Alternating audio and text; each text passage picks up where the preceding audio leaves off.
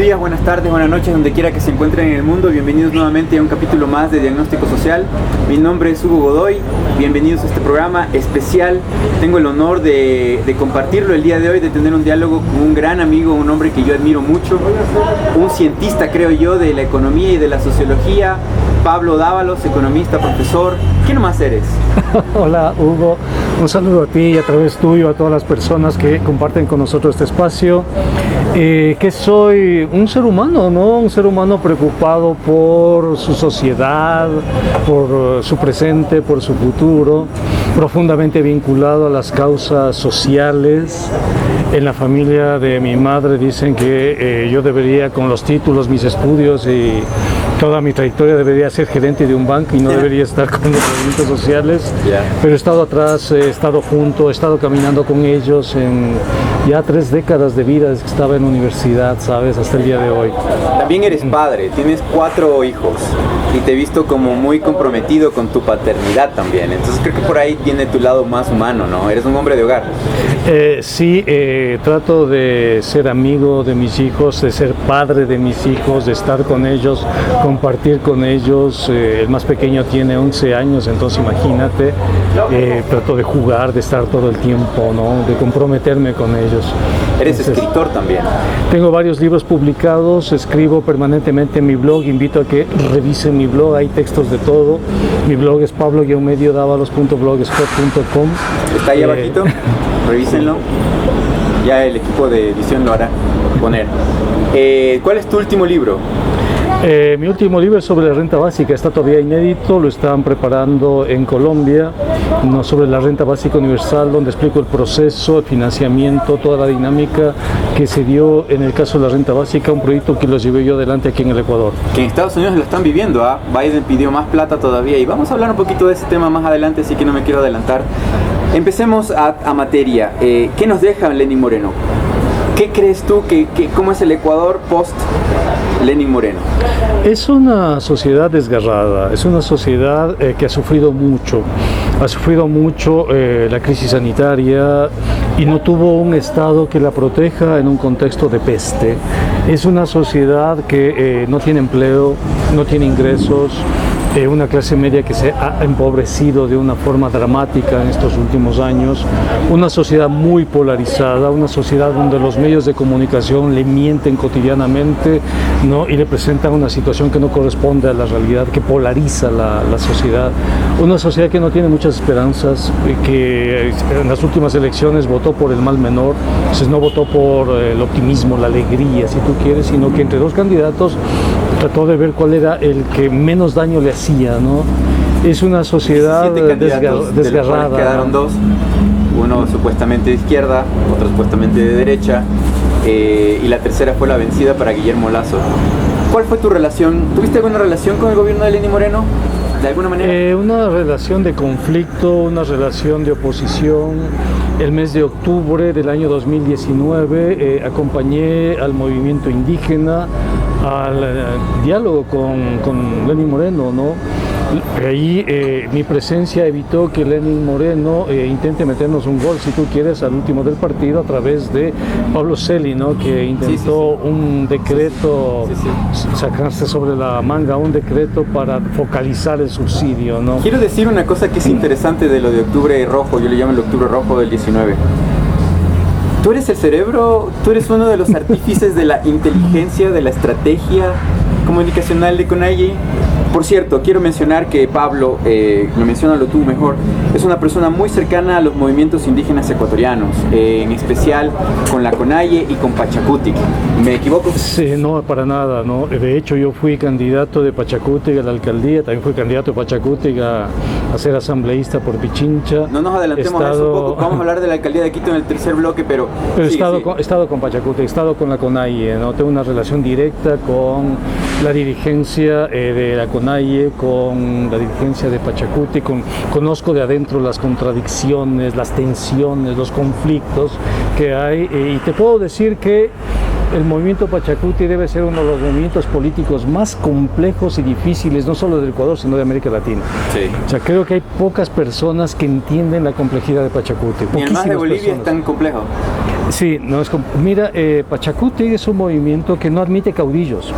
Sí. Tan es así que el personaje que casi los lleva a la segunda vuelta electoral, que es Yacu Pérez, finalmente tuvo que salir de Pachacuti, ¿no? Sí. No perdonan tampoco errores. No perdonan errores. No perdonan. Hay tensiones, es un movimiento con muchas Tú lo tensiones sabes. internas, hay facciones y fracciones, pero todo es la unidad en la diversidad.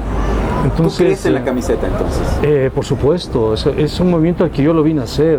La primera base ideológica del movimiento lo hice yo en el año 1996. Porque ¿no? si quieren 10 ocasiones históricas yo he pensado que tú te abrías de la CONAIE. Yo pensé, pero siempre que te veo más animado, más positivo, más dedicado a la CONAIE. Es que mira, es un movimiento que permite la autocrítica. O sea, eso tú no lo tienes en otros partidos políticos. Permite el debate. En otros partidos es monolítico, es el jefe el que pone el dinero y se acabó. Mira, en esta semana hubo una discusión fuerte, una discusión potente, ¿no? En Pachacuti, ¿no? En esta primera semana de junio, que estamos junio de 2021, porque la Dirección Nacional de Pachacuti quería expulsar de sus filas al asambleísta Mireya Pazmiño, que había votado por la presidencia de la Comisión Especializada del Régimen Económico. Así es. Entonces, ¿qué pasó? Que Guillermo Lasso quería a alguien de su partido Sí, ahí, de presidente. que hubo una reunión en la que participaron los asambleístas, participaron los coordinadores, participaron los dirigentes indígenas para definir si se expulsó o no a este asambleísta. Finalmente no se le expulsó, pero se dio una circunstancia y un conflicto que tú no ves en otros partidos. Hay posicionamiento, hay debate, hay disputa. Eso tú no lo ves en UNES, tú no lo ves en el Partido Social Cristiano, tú no lo ves en Esos errores Creo. no pasan ahí. Pachacuti es un partido vivo. O sea, tú ves ahí... Marlon Santi lo está comprobando hoy en día, porque Marlon Santi es una de las personas, es impulsivo, parece costeño el hombre, y Marlon Santi es uno de los artífices de estos comunicados o de estas expresiones, digámoslas, hacia la prensa y le frenan el movimiento. Sí, mira lo que pasa, ¿no? Va la subcoordinadora Cecilia Velázquez a esta reunión y dice, compañeros, tenemos que definir la agenda de reuniones con Lasso. Y los compañeros dicen, ¿qué? ¿Cómo así? O sea, ubícate, ¿no? Y se da una discusión que no tienen otros sectores políticos de la sociedad. Tú no tienes eso en Izquierda Democrática. O sea, es una verdadera democracia. O sea, tú no tienes eso en UNES. O sea, no tienes eso. En Pachacuti no hay caudillos. No existe, no hay la más mínima posibilidad de que haya un caudillo. Entonces, para el gobierno negociar con Pachacuti es un enigma, porque si negocia y define una cosa, resulta que a la larga las resoluciones son otras, las decisiones son otras, y el gobierno no sabe a qué atenerse, ¿no? Entonces, no sabe si van a votar o no van a votar. Porque detrás de Pachacuti está la CONAIE. Y la CONAIE es un movimiento de masas, es un movimiento orgánico, es un movimiento el único en Sudamérica. Con anclas quisiera reales. Colombia, Sí. Hay análisis internacionales que mencionan el por qué el Octubre Rojo de Ecuador tuvo una imagen muy indígena. No me gusta la palabra indígena, yo prefiero aborigen, autóctono, americano, porque el indígena me parece una grosería al español, pero en Colombia no se da ese caso, en Chile no se da ese caso. Lo que sí hay son los jóvenes que no quieren vivir en la esclavitud, ¿no? Sí. Y eso pasa en Ecuador también. En Ecuador surgen los muchachos que dicen, no queremos ser esclavos, les empiezan a dar garrote y bala, y vienen los indígenas, a ver, con mis muchachos y con mi pueblo estoy yo. Exactamente. Y son mujeres, son niños. Pero eso pasa desde 1990. Sí. A todo lo largo del 90, en el 92 hubo la marcha de la OPIP en contra de los 500 años. En el 94 hubieron las marchas para evitar la ley agraria. En el 96 y 97 se destituyó a Abdalá Bucaram. En el 98 se presionó por los derechos colectivos en la Constitución. En el 99 se movilizó en contra de Yamil Maguad, ¿no? Y se puso la CONAIE, la camiseta del pueblo, para evitar el ajuste, ¿no? Y Yamil Maguad, ¿te acuerdas tú? Privatizó, llevó adelante una estrategia corrupta, creo yo, de colusión con los bancos para trasladar el costo de la crisis financiera al pueblo ecuatoriano, y la CONAIE defendió al pueblo ecuatoriano. cristiano, ¿no? En el 92 hicieron alianza con Lucio Gutiérrez para que Lucio Gutiérrez vaya a la presidencia a nombre de la CONAIE. Lucio Gutiérrez gana la presidencia y traiciona, ¿no? En los primeros días traiciona y se va con los socialcristianos y con la embajada norteamericana, y los ministros de Pachacuti tuvieron que salir en el 92, después fueron perseguidos. Yo fui amenazado de muerte en esa circunstancia. La Legión Blanca me amenazó de muerte en el 93, ¿no? En el 94. En el 95 salimos a las calles y destituimos a Lucio Gutiérrez, ¿no? Es decir, es una trayectoria de lucha. En el 96 se crearon las condiciones, yo estuve de viceministro en esa coyuntura, ¿no? Para que después en 97 se forme Alianza País. En el 98, 97, 98, 2007, 2008 presionamos por la Constitución, por la Constituyente, por el Estado Plurinacional. En el 2009 Correa empezó a perseguirnos cuando vio que no podía, como le traicionó con Lucio Gutiérrez, pero se demoró un poco más. Quería, claro, los primeros 4 años sí fue una gobernabilidad. Nos necesitaba ahí para, y si tú quieres aprobar su constitución, aprobar su modelo y su proyecto político. Cuando vio que no suscribíamos eso, que teníamos una línea, empezó a perseguirnos. A mí me persiguió desde el 98, 99. Vamos a hablar de tu relación con Rafael Correa, que creo que es algo que no te han preguntado en ningún medio. Eso lo vamos a hacer en el siguiente bloque. Estamos conversando con el economista, doctor, amigo, padre, escritor, Pablo Dávalos, una persona muy interesante con quien dialogar. Volvemos después de este primer corte.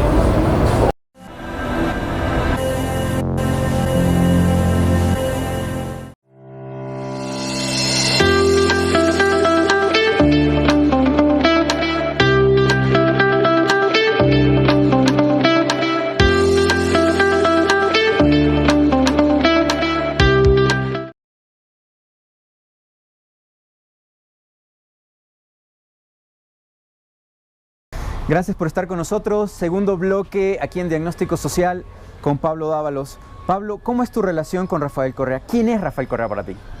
Bueno, es una relación conflictiva. Yo fui viceministro en la época en la cual Rafael Correa fue ministro. Pero no fue por él que te fuiste al ministerio. Yo fui viceministro del gobierno de Palacio, después de la movilización social que logró destituir a Lucio Gutiérrez. Ahí Palacio le encarga el Ministerio de Economía a Rafael Correa y el Viceministerio de Economía a mí, a Pablo Dávalos. Ahí pude constatar la transformación de Rafael Correa de profesor universitario al son político en que es ahora, ¿no? Al político que es ahora, y el autoritarismo. Ahí ya tuve mis primeros roces y la relación se fractura en ese año cuando él sale del ministerio, construye su partido político e intenta que el movimiento indígena vaya a ese partido, que el movimiento indígena ponga el vicepresidente y que el movimiento indígena, Pachacuti y todos, si tú quieres, nos aliemos y pasemos a formar parte de su partido. Lo cual ganó la primera elección gracias a cierto apoyo, no estorbo de CONAIE y Pachacuti. Nosotros tuvimos nuestro propio candidato, que fue Luis Macas en esa coyuntura, ¿no? Entonces, y a partir de ahí una relación tensa hasta el día de hoy. Pero en la segunda vuelta, de cierta manera, hubo cierto apoyo para ganarle a Álvaro Noboa, que no convenía que ganara Álvaro Noboa. Y parecía que Rafael Correa no era... O sea, Rafael Correa es de izquierda, es socialista. Mira, lo que te puedo decir es que es un personaje conservador. Sí. O sea, está en contra de los derechos de las mujeres, de los LGBTI, de los sexogenéricos, ¿no? Entonces, eso es público. Te puedo decir que es extractivista. O sea, no le importa el Yasuní puede tener la mayor biodiversidad del mundo, pero si hay petróleo abajo, entonces una pena por la biodiversidad, hay que explotar el petróleo. No tiene la más remota idea de la complejidad de los pueblos indígenas, y eso te hablo el día de hoy, a pesar de los años que él estuvo de presidente. Dice que estuvo en Zumbagua de misionero. Sí, para él conceptos como plurinacionalidad del Estado es metafísica pura, o sea, no tiene la más remota idea de lo que significa la plurinacionalidad. Pero se convirtió hacia el pueblo después del primer año con el bombardeo de Angostura, tal vez. Él como que dijo, no, si quiero seguir gobernando tengo que aliarme hacia los movimientos de izquierda. Sí, adopta el discurso de izquierda. Sí, cuando él se lanza de candidato, el único espacio que le podía coger es el espacio de la izquierda, porque el espacio de centro ya estaba ocupado por León Roldós, si tú quieres, ¿no? Y la derecha por Nebot y todo lo demás. Entonces él utiliza el discurso de izquierda para Todo legitimarse, Latinoamérica era de ¿no? izquierda, ¿no? En esa época. Claro, entonces viene, y no se llaman izquierda, en realidad ellos se denominan a sí mismos como Progresistas son ellos, O sea, exactamente. entonces no son precisamente de No, izquierda, ellos son progresistas. Que es ¿no? ambiguo el concepto, Que pero es una totalmente palabra ambigua. Es una palabra ambigua.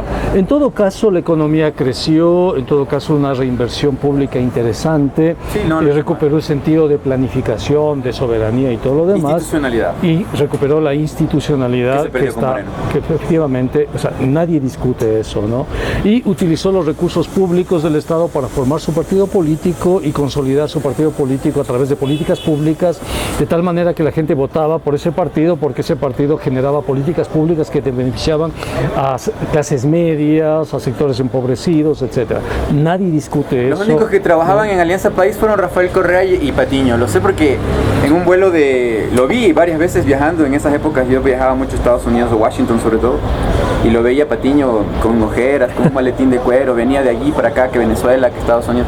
Esos dos trabajaban. El resto nos dimos cuenta que eran unos vagos, les den el puesto y hicieron nada al país. No lo sé, pero en todo caso te puedo decir que efectivamente el país cambió. Después de más de 2 décadas de gobiernos neoliberales, el gobierno progresista permitió que el país cambie. Se formó una clase media importante que no había antes. ¿Rafael Correa ¿no? copió tus ideas en el ministerio? En algunas creo que sí, ¿no? En algunas que tienen que ver con políticas de educación, con políticas de salud, creo que sí. Hay Pero una importante que te copió. ¿Cuál? La del FMI. Claro, la disputa con el FMI la hice yo cuando estuvimos efectivamente en el ministerio y el FMI quería condicionarnos y la ruptura del FMI la provoqué yo en el año 2005. Que él más bien en esa época que no era de la izquierda, más bien estaba a favor del FMI, ¿o me equivoco? O en todo caso tenía mucho temor de romper con el Fondo Monetario Internacional por las consecuencias que podrían derivar para el país, pero cuando vio que el respaldo para romper con el FMI era multitudinario, era unánime, ahí se sumó a esa ola, ¿no? Que la mantuvo, y de hecho esa ola lo llevó al poder y la mantuvo durante todo el ciclo que va de 2007 a 2017, ¿no? La disputa con el FMI, que Lenín Moreno lo trae de vuelta al Fondo Monetario y otra vez está el FMI en la agenda, ¿no? Efectivamente. Si el FMI tuviera hitmans, o sea, en inglés hitman o en español Sí, más bien es sicario, Pablo Dávalos en Ecuador estaría en la lista de los primeritos a ser acabado y aniquilado. Tú eres el enemigo principal en Ecuador, legal, social y todo del FMI. Cuéntanos los amparos constitucionales que hiciste durante el gobierno de Lenín Moreno. Mira, en el año 2019 el Ecuador suscribe en marzo una carta de intención con el Fondo Monetario. Yo me recorro el país, amigo, me recorro el país explicándole al país lo que significa esa carta de intención. Así fue. No solo que me recorro el país, sino que además presento una demanda de inconstitucionalidad de esa carta de intención. Una demanda que ni siquiera fue admitida por la Corte Constitucional, a pesar de que en esa demanda trabajaron expertos constitucionales, ¿no? Presento eso y cuando llegamos a octubre de 2019, la gente sabía por qué estaba saliendo. Sí, sí. La agenda de fuera del FMI fue una agenda que movilizó al país en octubre de 2019 y esa agenda la trabajamos con los economistas del Foro Alternativo y Heterodoxo. Yo me recorrí el país, todo el país literalmente, ¿no? Todo el país explicando a todos los sectores sociales. Por eso es que en octubre, cuando la sociedad sale, ¿no? y rechaza el paquetazo de Moreno, había un trabajo previo. Ese trabajo de explicarle al país qué era, qué significaba el Fondo Monetario. Y te cuento una anécdota. Teleamazonas en la calle, en Amarín, le entrevista a una señora y le dice, ¿y usted por qué sale? ¿No? Para decir, la gente no tiene idea por qué sale, ¿no?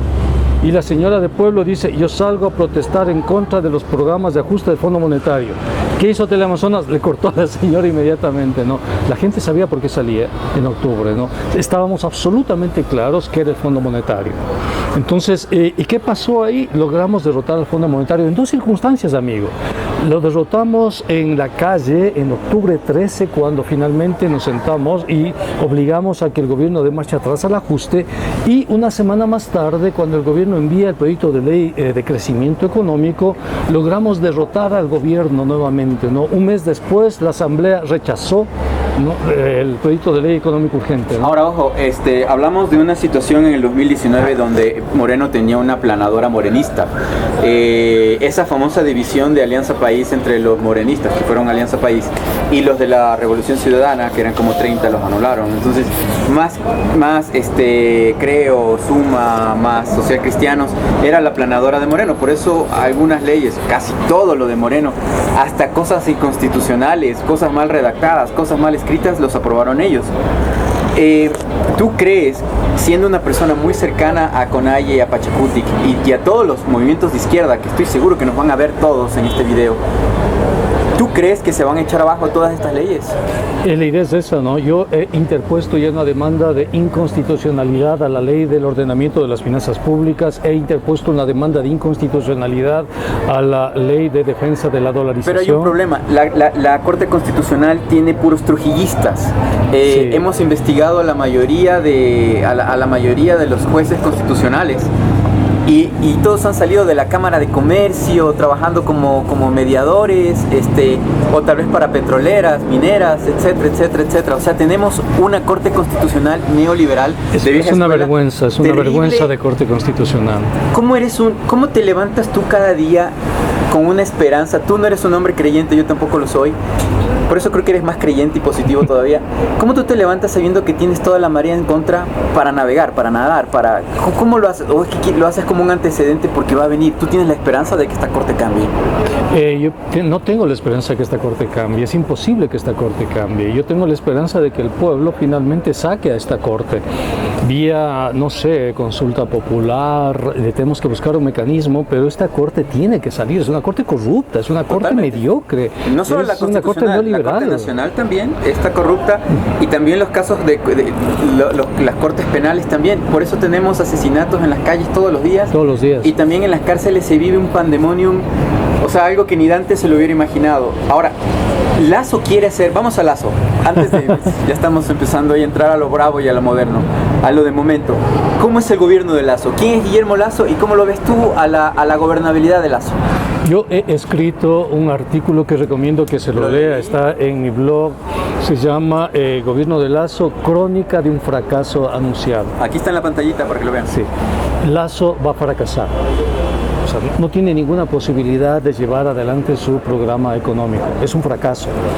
O sea, si tú quieres, todo el periodo de Lasso va a ser un periodo de incertidumbre, de transición, porque Lasso no tiene los votos en la Asamblea para aprobar nada. Llegó con 12 asambleístas de 137.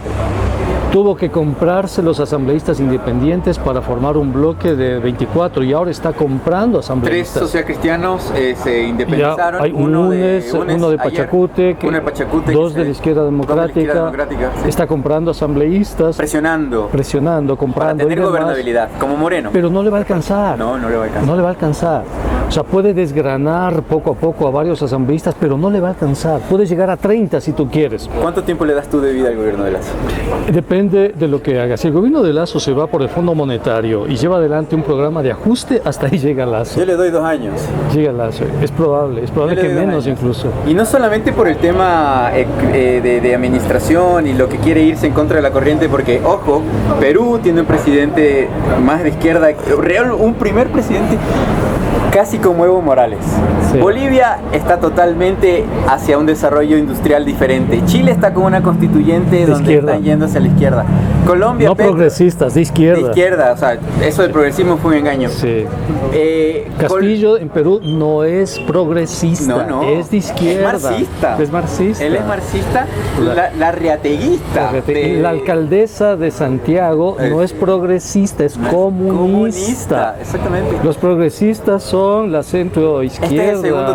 Este es el segundo tiempo de una Latinoamérica que siempre ha sido humana y que se ha acercado un poco más a sus pueblos ancestrales. O sea, tienes en Chile la lucha de los mapuches de décadas, que ya se ha hecho escuchar y que ha llegado al pueblo, ha llegado a la sociedad chilena. En Chile ganaron los ciudadanos, ganaron los jóvenes, pero ganó la izquierda, ganó el Partido Comunista. Pero con muertos, ¿no? Con muertos. Entonces, no son los progresistas. No, qué sé yo, la Kirchner, Cristina y Alberto son progresistas. Sí, Alberto es pero no son no necesariamente son de izquierda. Entonces hay que tener claro. Sí, ellos son más light, ellos son como Correa. Castillo, que acaba de ganar la presidencia en Perú, es un hombre que se identifica como de izquierda. Es comunero, que tienen un nombre especial allá, ronderos les llaman. Sí, y segunda cosa interesante de Castillo es que él es sindicalista de los maestros. Él sabe cómo funciona un sindicato. O sea, digamos que tiene un parecido más a Lula. Totalmente. Entonces, si tú quieres, hay una distancia con los progresismos. Aquí en el Ecuador los progresismos quieren llevarse la bandera de la izquierda. O sea, quieren quitarle a los demás la bandera de la izquierda y decir que ellos son la izquierda y que nadie más tiene esa bandera. Y eso hay que aclararlo. Ellos son progresistas, ellos están en el centro izquierda, ellos no están en izquierda. ¿Por qué? Porque no, son extractivistas, no son democráticos. Fíjate tú, las decisiones en su partido, en UNES o en Revolución Ciudadana, las toma una persona. Y eso fue lo que lo destruyó a Rafael Correa. Claro. Yo personalmente, que sí soy un hombre, un socialdemócrata y colaboro con cualquier movimiento de izquierda que necesite mi colaboración en comunicación, he conversado con gente del correísmo y ya lo ven casi acabado. Yo les dije en su momento en las elecciones, en una mesa en donde me creyeron de loco, que si Rafael Correa cometía los errores que ha cometido, acababa su carrera política en Ecuador. Y ya acabó su carrera política. Con eso en cuenta, Lasso piensa que tal vez tiene gobernabilidad porque Correa está anulado por todas las cosas, errores mismos de Correa. ¿Tú crees eso? ¿Crees que él siente que ya sin Correa tiene el camino llano y libre? Mira lo que acaba de pasar. Se inventaron una especie de dialéctico, dicotomía entre el correísmo y anticorreísmo. Sí. Y casi Yacu gana las elecciones, que está por fuera de esa dialéctica, si tú quieres, ¿no? ¿Por qué? Porque está emergiendo una izquierda que nace en octubre, justamente, ¿no? Emerge una izquierda que no es progresista, es izquierda. Sí, te cuento una cosa, hay cinco movimientos nuevos de izquierda que se quieren, digamos, constitucionalizar en Ecuador, o sea, que están buscando las firmas y todo, y todos son de izquierda, solo en Quito.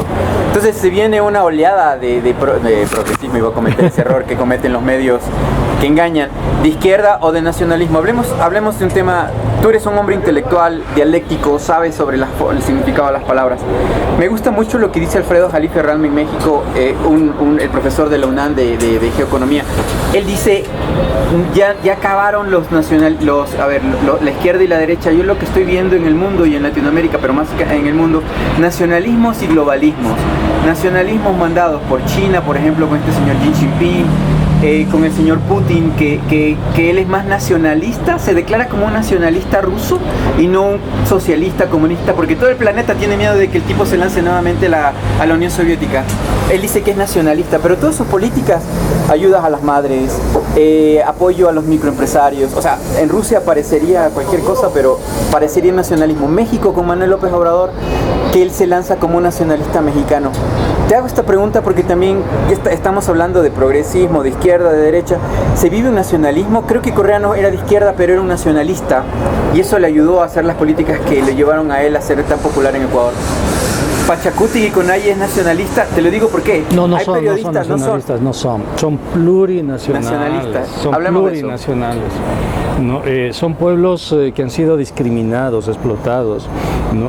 ¿Cómo combates el racismo? ¿Cómo quitas ese chip a personas que se creen superiores? Así es. O sea, porque tienen un apellido, un color de tez X, se creen superiores a su prójimo, ¿no? O sea, ¿cómo le quitas el chip? ¿Cómo construyes una sociedad donde la gente se reconozca como lo que es? Seres humanos, nada más. Entonces, ese chip ideológico que está aquí en la cabeza, discriminatorio, claro, que te permite procesar el clasismo, el racismo, el sexismo, etcétera, no se cambia solamente en las relaciones económicas, se cambia con nuevos formatos, se cambia con la plurinacionalidad. Entonces, además, no son nacionalismos, amigos. El movimiento indígena es plurinacional. ¿Crees tú que ellos sí verdaderamente tienen una concepción no republicana como fue UNASUR, sino que ellos realmente son Latinoamérica? Te cuento una anécdota. En Otavalo están las pistas de Yamor. Sí.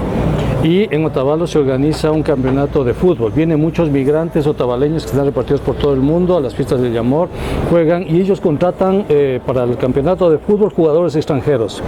¿Sabes de dónde son los jugadores extranjeros? No. De Quito, de Guayaquil, de Loja, son los jugadores extranjeros. Ya, ok. De ¿Te das cuenta?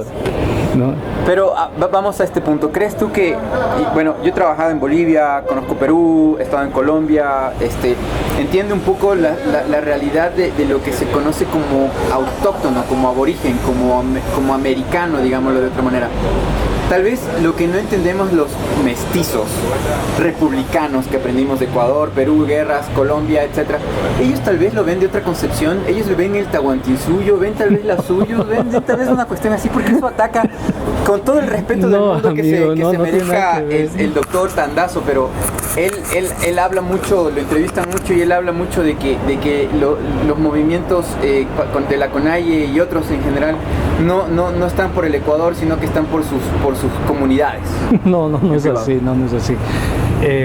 No sé si hayas escuchado lo que planteamos en realidad se llama la unidad en la diversidad. Eso planteamos. Es el arco iris. Planteamos que dejemos de estar juntos pero de espaldas. Cuando estás juntos y de espaldas no te comunicas, hay que darnos la vuelta y mirarnos a los ojos. Y para mirarnos a los ojos hay que reconocernos y respetarnos. Como iguales. Para respetarnos necesitamos entender la diferencia del otro. Si entendemos la diferencia del otro podemos dialogar y no le podemos imponer nuestras ideas al otro pensando que son las únicas ideas que existen en el mundo, porque el otro también tiene sus propias ideas, su propia trayectoria. Eso se llama plurinacionalidad. Respetémonos, nada más. Respetemos aquello que nos constituye. No tiene que ver con Tahuantinsuyo, no tiene que ver con nacionalismo, tiene que ver con el respeto a la dignidad del humano, a la diversidad del humano, ¿no? Entonces, si en la comunidad existen instituciones como la Minga, como la fiesta, respeta eso. Si existen entramados organizativos, respetemos eso. Si existe justicia indígena, que no es la justicia del crimen y castigo, respeta eso. Si existe educación, ¿por qué tienes que educar a un niño shuara, shuare, épera, en español, en castellano? ¿Por qué tienes que darle un libro donde esté una señora vestida de rubio en un auto y diga mi mamá me mima y esté en un auto? O sea, ¿qué tiene que ver eso?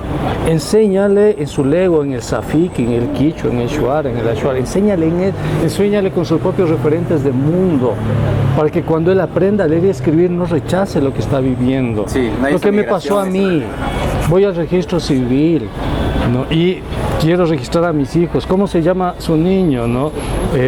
Ariruma Marcos. No puede ponerle Ariruma porque es nombre extranjero.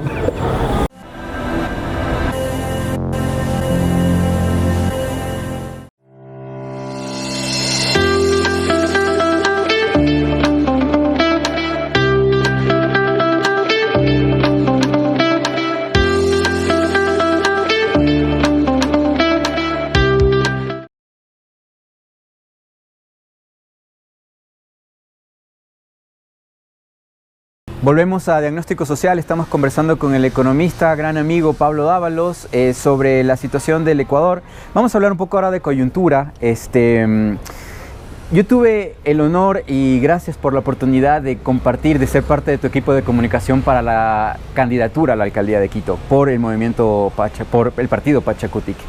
Y conocimos un poco de la ciudad, estuvimos involucrados en la campaña electoral y tú fuiste candidato entre los... ¿Cuántos candidatos fueron? ¿15? 15 de candidatos, ¿no?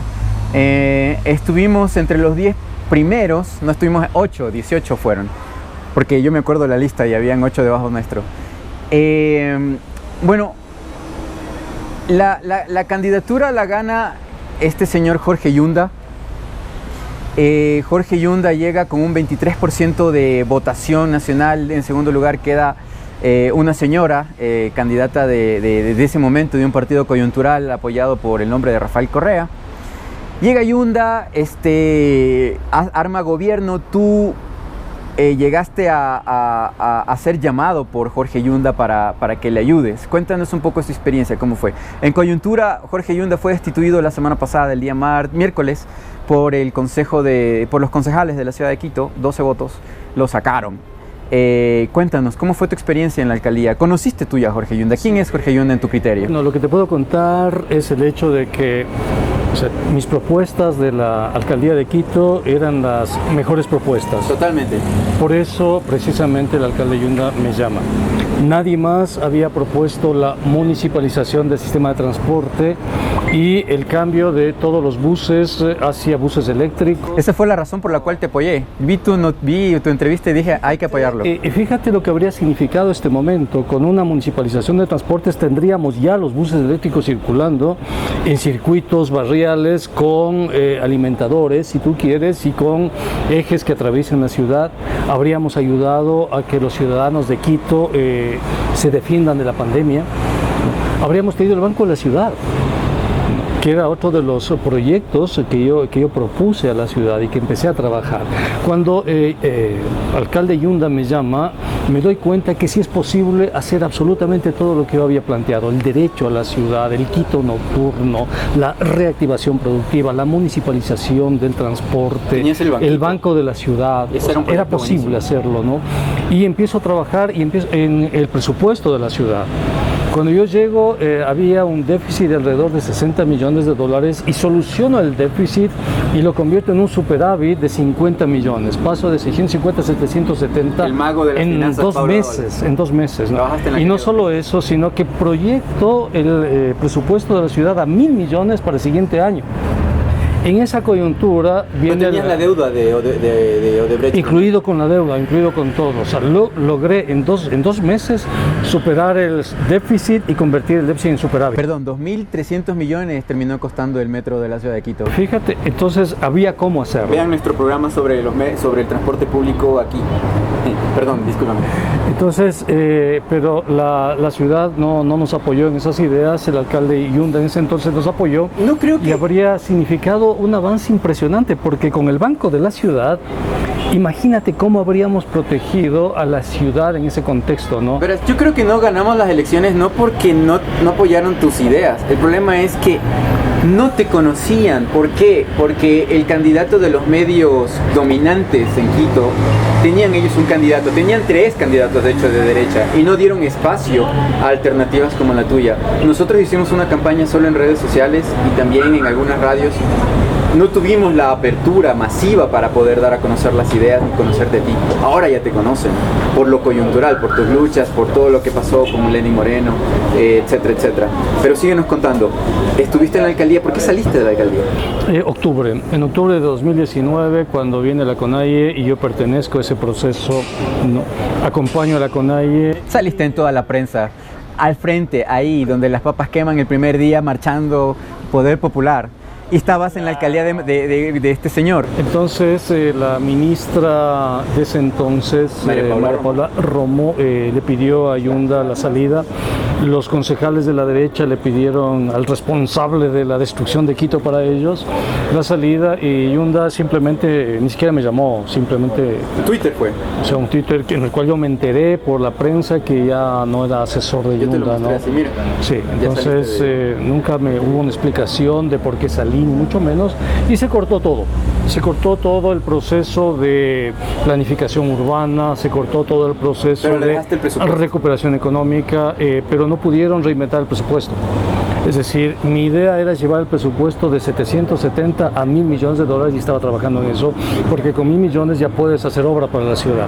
¿Qué necesitas? No, entonces incluso podrías plantearte la extensión del metro a Carapungo, por ejemplo, ¿no? O a los valles. O sea, y a los valles.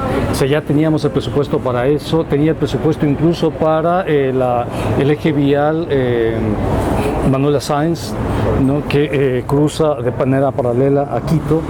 Es decir, estábamos construyendo eso y tenía ya todo el mecanismo para llevar el presupuesto a los 1.000 millones.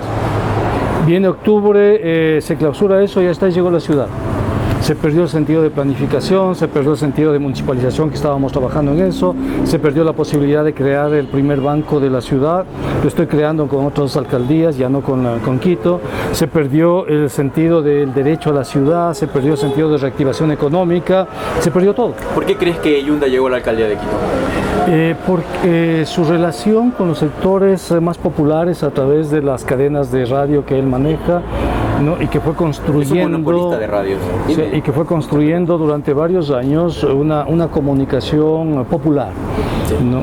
Llena de chistes grotescos, guasos, pero que es lo que el pueblo escucha, lo que el pueblo se mujeres desnudas. Eso, o sea, esa ha sido su estrategia toda la vida. Entonces, cuando estuvo de candidato, utilizó esa plataforma que había creado durante varios años, ¿no? Y gracias a esa plataforma finalmente pudo llegar a la alcaldía, ¿no? Sí. Ahora, ¿crees tú que hay corrupción en la alcaldía de Quito? Mira, yo personalmente considero que las instituciones de una sociedad deben funcionar. Y en ese sentido son las instituciones las que deben determinar, si tú quieres, si hay o no hay corrupción y demás. Porque la Constitución establece que todos somos inocentes hasta que no se demuestre lo contrario. Ese es un Estado de Derecho. Sí, entonces decir que hay corrupción y no tener pruebas o inventarse las pruebas o acusar de corrupción sin pruebas es un expediente que ha permitido que muchas personas hagan carrera política con eso, verás. Sí, claro. Pero yo no quiero caer en eso. Los denunciólogos. Como Montúfar, que fue nuestro rival en la alcaldía, en la campaña para la alcaldía, denunciólogo que no tuvo los votos que él pensaba, quedó cuarto o quinto, pero su campaña era eso, no hacer propuestas, sino solamente andar denunciando. Entonces, que sean las instituciones las que determinen la corrupción. O sea, yo no tengo por qué acusar de corrupción absolutamente a nadie. ¿No? Entonces, soy un hombre que cree y respeta las instituciones, que sea la justicia, que sea la ley, las que califiquen si un ciudadano o un servidor público eso no es corrupto, ¿no? Pues en mi caso lo que te puedo decir es eso. Para mí todos son inocentes hasta que se demuestra lo contrario. Pero tu criterio final como sobre Jorge Yunda, ¿estuvo bien o estuvo mal que lo destituyan? ¿Cómo lo ves tú? Mira, pienso que se violentaron todos. Pienso que es un asalto a la burguesía de la ciudad de Quito, que lo sacaron no por que haya acusaciones demostradas por la ley, sino que fue un golpe de Estado. Fue un golpe de Estado de la burguesía quiteña en contra de una persona que no tenía el capital político para sostenerse, nada más.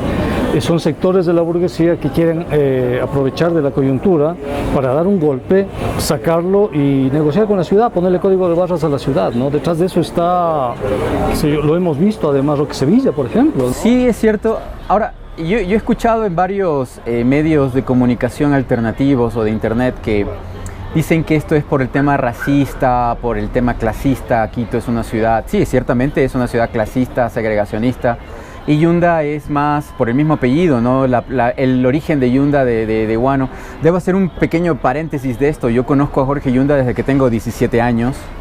Mi madre trabajó con Jorge Yunda algún tiempo, él nos estafó, amenazó de muerte a mi madre está exiliada 20 años en otro país por culpa de la familia de Jorge Yunda, no solamente él. Yo creo que Jorge Yunda es una persona corrupta, es un delincuente peligroso y violento que puede mandar a matar o golpear.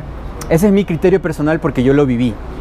Pero en el caso de la ciudad y de los concejales, ciertamente hay una estructura organizada para destituirlo utilizando artimañas, ¿no? Es un golpe de Estado, es un golpe en contra de un candidato cuyo capital político para defenderse es muy débil, producto de sus errores y todo lo que tú quieras, ¿no? Sí, porque puede ser una persona. No hay el alcalde, razones para destituir, no hay ninguna razón para destituir.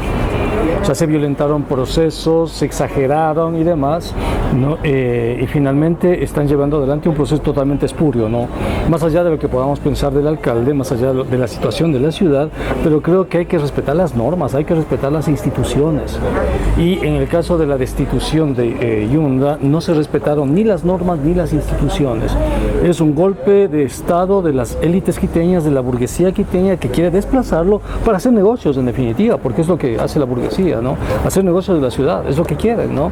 Entonces, como vino Yunda, no les permite hacer negocios de esa burguesía, ahora lo sacan y ahora tienen la posibilidad de tener un campo libre para eso, ¿no?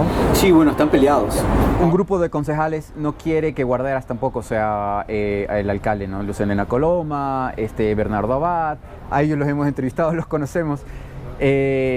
Cada uno quiere una tajada de la alcaldía porque esto es como un reparto, ¿no? O sea, quieren las administraciones zonales, quieren sistemas, quieren negocios.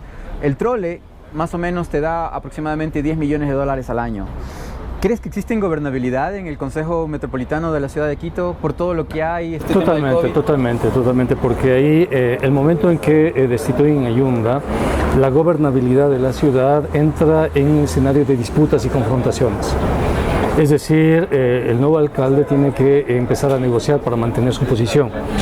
Y la oposición, si ya se destituyó a uno, puede buscar los mecanismos para volver a destituir al actual. Guarderas tiene un proceso de destitución también. Es decir, la ciudad se confronta a un escenario de ingobernabilidad, y en un escenario de ingobernabilidad no puedes tomar decisiones en beneficio de la ciudad. Y la ciudad no progresa. No puedes, por ejemplo, contratar, qué sé yo, para la vía Manuela Sáenz.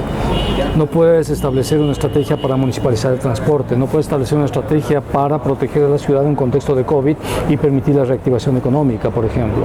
Porque esas son decisiones de largo plazo que necesitan gobernabilidad. Y este rato no hay gobernabilidad.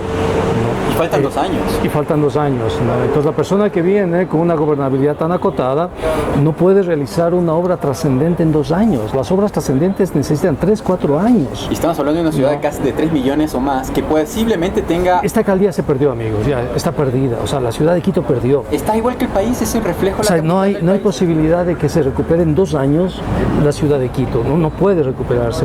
Por la pandemia, la crisis económica y la falta de gobernabilidad del municipio de Quito, anularon al municipio de Quito. Ya no es un actor que le permita a la ciudad recuperarse. Los quiteños tenemos que recuperarnos por nuestros propios medios. Terrible. No tenemos la posibilidad de utilizar la alcaldía. Tenemos que esperar las próximas elecciones para ver qué hacemos. Y si nos equivocamos otra vez, serán 4 años más. Claro. 4 años más en que Quito empiece a sumergirse en una especie de pantano, ¿no? Donde no puede salir, no puede tener un proyecto de ciudad, porque no hay proyecto de ciudad. O sea, no es por hacerme propaganda, pero la única persona que tenía un proyecto de ciudad fui yo, cuando le dije derecho a la ciudad, cuando dije basura cero, cuando dije municipalicemos el transporte, cuando dije construyamos museos del siglo XXI, cuando dije construyamos el Banco de la Ciudad. Teníamos unos candidatos muy mediocres, muy malos. Ahí había un proyecto de ciudad, pero por diferentes circunstancias no hay ese proyecto. Las élites de Quito no tienen proyecto de ciudad. Roque Sevilla no tiene proyecto de ciudad. Las grandes élites no tienen ese proyecto.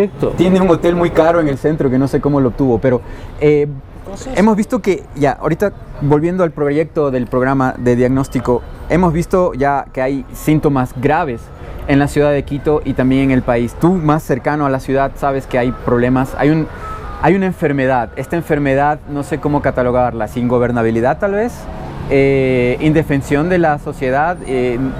Se destruyó el Estado de Derecho en la ciudad también y en el país con esta destitución. ¿Cuáles serían las propuestas para solucionar si es que existe una enfermedad? Mira, en este momento estamos absolutamente claros que el próximo alcalde, incluso si llega a Yunda, en 2 años no puede realizar las obras que la ciudad necesita. El metro, la gente de Quito no tiene capacidad económica para pagar el metro de Quito, no tiene 40, capacidad. 70 centavos. Y al no tener capacidad económica, si no hay una estrategia, el metro es un fracaso. Y el metro está totalmente desarticulado del trole, de la ecovía, y a su vez está desarticulado los alimentadores, que a su vez se yuxtaponen a las empresas y a las cooperativas particulares, ¿no? Y el transporte de Quito es un caos, totalmente. Un caos completo, y no hay un ordenamiento del transporte de Quito, ¿no? A pesar de que tenemos el metro, porque no hay un proyecto de ciudad. Hay todo el tiempo locales que están cerrando tiendas, bazares, restaurantes, pequeños hoteles, grandes hoteles, quiebras masivas, y no hay una alcaldía que le proteja al tejido productivo de la ciudad. O sea, no existe eso, ¿no? La gente de Quito está endeudándose y no tenemos quien nos defienda frente a ese sobreendeudamiento. Nos estamos pagando tasas imposibles, ¿no? 14, 16% por los créditos que estamos asumiendo para tratar de pagar créditos anteriores. ¿Cuál crees tú, como un profesional en tu ramo, cuál es el decrecimiento de Ecuador? Primero, solo quiero hacerte una pregunta. 7.8% es el decrecimiento de Ecuador en términos reales. ¿Qué necesitamos este rato? Proteger la gente. ¿8%? Sí, 8%. ¿Cuánto decreció el Ecuador cuando fue el 99 y perdimos el dólar? 6%. O sea que estamos ante una debacle efectivamente social, una bomba que va a estar. Una bomba. Entonces necesitamos que la ciudad se recupere, necesitamos un proyecto de ciudad, eso, que sea justa, equitativa, solidaria. ¿Qué necesitamos? Necesitamos primero integrar el metro al trole, a la ecovía, a los articulados, ¿no? Y a las cooperativas. Tenemos que municipalizar, tenemos que decirles a las cooperativas de buses muchas gracias y rediseñar los recorridos de las cooperativas. Como empleados con estas normas de choferes dentro con seguridad tenemos social, que buscar una migración de los buses contaminantes por buses eléctricos. y que hagan recorridos barriales, de circuitos barriales para que conecten a la gente con las grandes vías que cruzan la ciudad. Respecto al trabajo. Tenemos que financiar la ampliación del metro a Carapungo, la ampliación del metro a Los Valles. Tenemos que crear el Banco de la Ciudad para que los créditos productivos sean máximo del 3-4%, como propuso en su oportunidad. Y hacer lo que hizo Bukele en Eso te iba a preguntar. El Salvador. ¿Por qué te me estás adelantando? Que el Banco de la Ciudad permita, ¿cómo se llama?, trabajar con criptomonedas. Hablemos con Bukele. El Salvador el día lunes aprobó por la Asamblea un proyecto de ley que Bukele propuso de volver al Bitcoin, a la moneda esta electrónica. No puede pasar porque tenemos un presidente banquero que va a impedir que Pablo, se socialice la moneda. Quiero hacerte esta pregunta porque esto ya es debatible. ¿Por qué razón Ecuador es una república bananera y defiende la dolarización cuando un país como El Salvador sabe que en 2 años ya no va a haber dólares? Están importándonos la inflación de Estados Unidos. Por consumo, porque tenemos una clase media que la dolarización le ha dado posibilidades de consumo. Pero si tenemos el Banco de la Ciudad, con el Banco de la Ciudad podemos hacer criptomonedas. El rato en que Estados Unidos devalúe su moneda o quite el dólar, ¿qué va a hacer con Ecuador? No tiene plan B. No, pero sí tenemos un plan B. Están las famosas monedas sociales, monedas digitales. Pero están eso las criptomonedas. Que yo tengo que hacer patacones como en Argentina y decir de mi papel firmado. No es así. Las criptomonedas no tienen esa lógica, tienen otra lógica. No, sí, pero en todo caso, no todo el mundo la idea es devolverle un proyecto a la ciudad, una visión de ciudad, que no la tiene en este momento. Las élites no la tienen, la clase media no la tiene, los partidos políticos no la tienen. Si tú le preguntas a la izquierda democrática cuál es el proyecto de ciudad para Quito, no tienen eso. Mantener la dolarización. Si tú le preguntas a Creo, el proyecto de ciudad, si tú le preguntas a, qué sé yo, a UNES, el proyecto de ciudad, ¿qué quieren ellos para la ciudad? Quieren poder ellos. Quieren poder para que regrese su líder. Exacto. Quieren utilizar la alcaldía de Quito para crear la base social y que retorne el líder, ¿no? Y ganar las próximas. Ese es su proyecto de ciudad. Pero estamos utilizar a la ciudad como trampolín político. Entonces la ciudad necesita discutir sus problemas, necesita abordarlos y resolverlos. Y hay cómo resolver. Es una ciudad que genera mucho dinero. Sí, claro. Es una ciudad potente. La capital del país.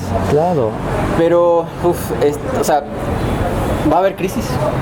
Ya hay crisis, no puede haber más crisis de esta. La crisis que se viene, amigo, es política, es institucional. Y financiera. El momento en que Lasso se equivoque y decida subir el IVA, o decida subir la gasolina o el gas, o eliminar el subsidio al gas, ahí tenemos la gente en las calles y viene crisis política e institucional. Pues la próxima crisis es política institucional. En octubre o en agosto van a quitar el subsidio al gas. Entonces ahí tienes crisis.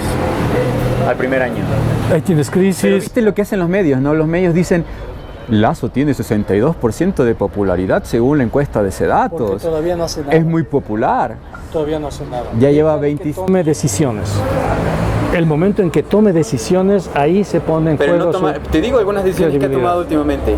Quiso poner de presidente de la CFN al exgerente del Banco Popular. El Banco Popular que hizo una barbaridad.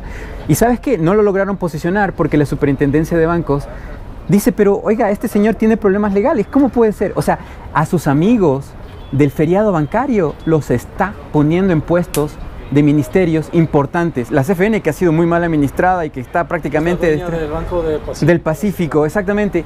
Desmantelamiento, destrucción del sistema social bancario que podría ayudar a dar bajo crédito con bajo interés.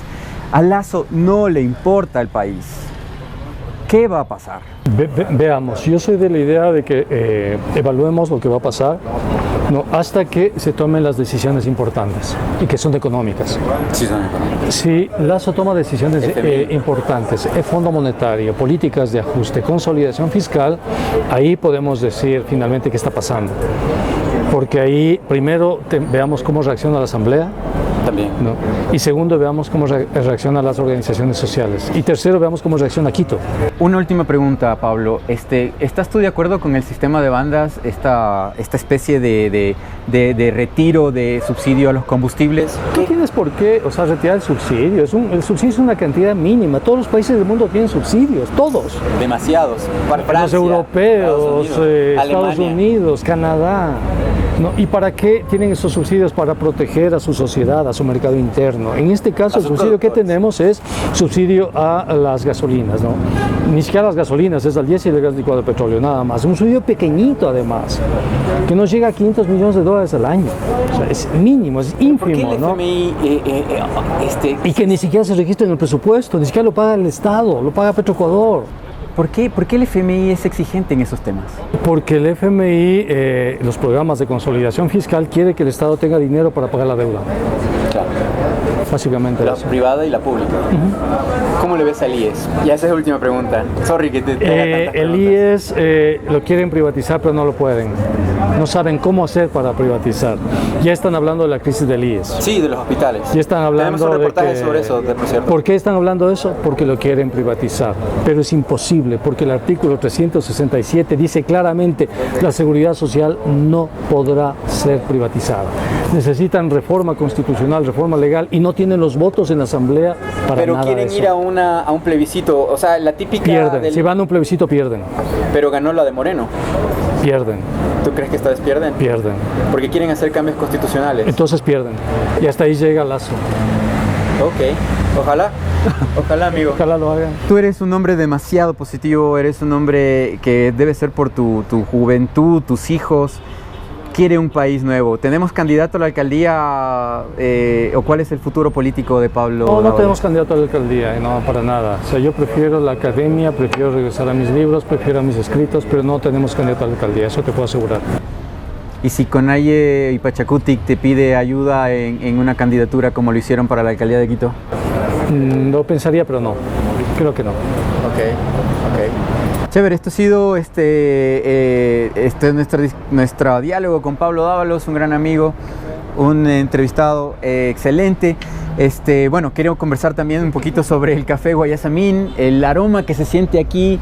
El ambiente, como ustedes lo ven, es súper chévere. Está en la República de El Salvador y Portugal, al frente de las Twin Towers, unos edificios muy bonitos, acá en Quito, Ecuador. Un café excelente, propio, autóctono de aquí. ¿Qué tal te pareció el café? Espectacular. Yo soy cafetero, me encantó. Sí, es el origen de la materia prima es de comunidades cercanas de aquí de Pichincha, Imbabura, donde están cultivando café. Intax específicamente, tenemos un barista que siempre nos recomienda algo para tomar y creo que se los recomiendo, ¿no? Para que lo adquieran también en tiendas o también aquí, vengan a tomarse un cafecito y si quieren participar en las entrevistas de diagnóstico social también háganlo. Gracias Pablo, tal vez alguna cosa, algún mensaje que quisieras dar, tal vez algo que no hemos topado. Hay muchísimas cosas que no hemos topado, pero en todo caso te agradezco muchísimo este espacio, un fuerte saludo, un fuerte abrazo y a pesar de lo dura que pueda ser la situación, o sea, no perdamos el optimismo de que podemos cambiar esto y lo vamos a hacer, de que estamos cambiando, de que se vienen realmente días importantes. No perdamos nunca el optimismo. Tú no la lo fe, dices la días duros, días confianza. importantes. Sí, se vienen días, creo yo, que nos van a permitir a nosotros, los ecuatorianos, recuperarnos, ¿no? Entonces, confiemos en la democracia, en la participación, apostemos a eso. Nos hemos recuperado de peores circunstancias y vamos a salir de esto, estoy seguro de eso. Muchas gracias. Gracias también. Ha sido todo por hoy, gracias.